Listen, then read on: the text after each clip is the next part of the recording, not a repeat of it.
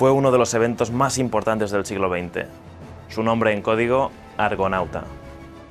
Fue la conferencia que sentó las bases para el final de la Segunda Guerra Mundial y marcó el destino del mundo en los siguientes 50 años. Y dejó una de las fotos más famosas de la historia. Esta.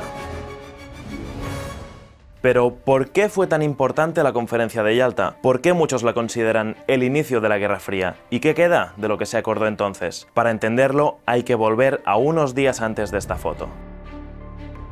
Cuando la cumbre empezó, el 4 de febrero de 1945, la victoria de los aliados, o sea, la coalición de países que se enfrentó a la Alemania nazi, a la Italia fascista y al Imperio japonés, se veía muy próxima. El desembarco de Normandía, en junio del 44, había permitido la liberación en pocos meses de Francia, Holanda y Bélgica.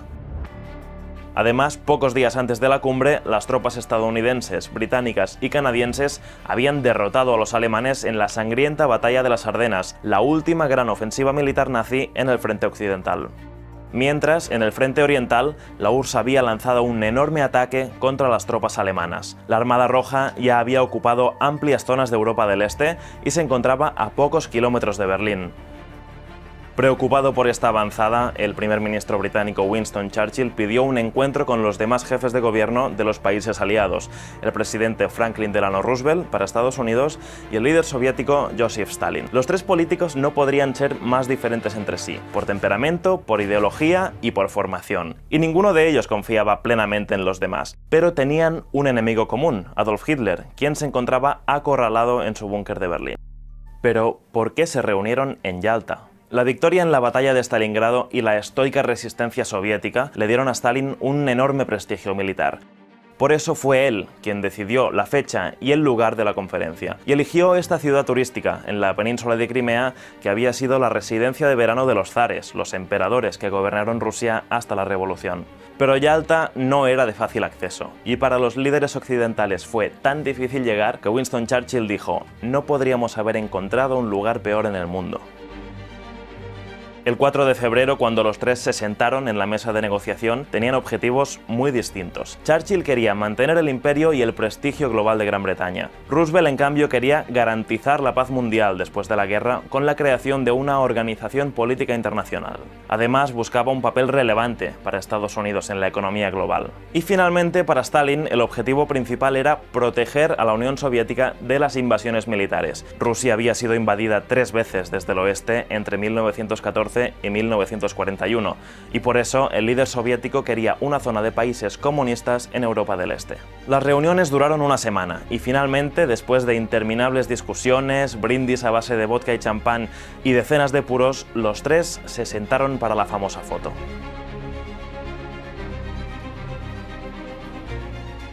¿Y qué se decidió en esta conferencia? Pues prácticamente cómo sería el mundo después de la guerra. Entre las decisiones más destacadas estaba el desmembramiento y la desmilitarización de Alemania, además de definir cuánto le debía Alemania a los aliados como reparación económica, 22.000 millones de dólares. También qué gobiernos apoyarían en Polonia, Rumanía, Bulgaria y Yugoslavia, países que en los años siguientes acabaron en la esfera de influencia comunista. También se sentaron las bases para la creación de una institución que sigue vigente aún hoy en día, las Naciones Unidas. La idea ya había sido presentada por Roosevelt en otras ocasiones, pero durante Yalta se decidió cómo funcionaría el Consejo de Seguridad, el organismo que tiene la responsabilidad de mantener la paz y la seguridad internacionales. ¿Y qué pasó después de esa foto? Bueno, los 700 diplomáticos desplazados, que eran prácticamente todos hombres, abandonaron la ciudad soviética el 11 de febrero de 1945. 2 meses después, el presidente Roosevelt, que padecía poliomielitis, murió sin poder ver el fin de la guerra. Churchill perdió las elecciones británicas en julio y no volvería al gobierno hasta el 51, mientras que Stalin se mantuvo al frente de la URSS hasta su muerte, en 1953. ¿Y qué consecuencias tuvieron las decisiones que se tomaron allí? Para algunos analistas, la conferencia de Yalta fue el único momento en que Occidente y Oriente se pusieron de acuerdo para un futuro de paz. Para otros, en cambio, significó la partición del mundo en zonas de influencias y el principio de la Guerra Fría, el Occidente capitalista enfrentado a la URSS y al Este comunista.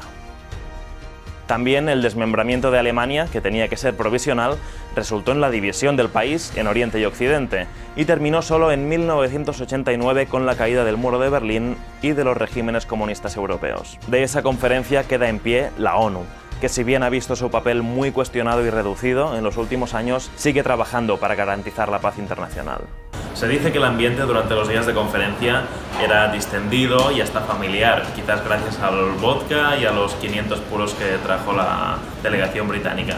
Pero no todo era tan bonito. De hecho, se dice que en el palacio en el que negociaban solo había 9 baños y solo Churchill y Roosevelt tenían uno privado.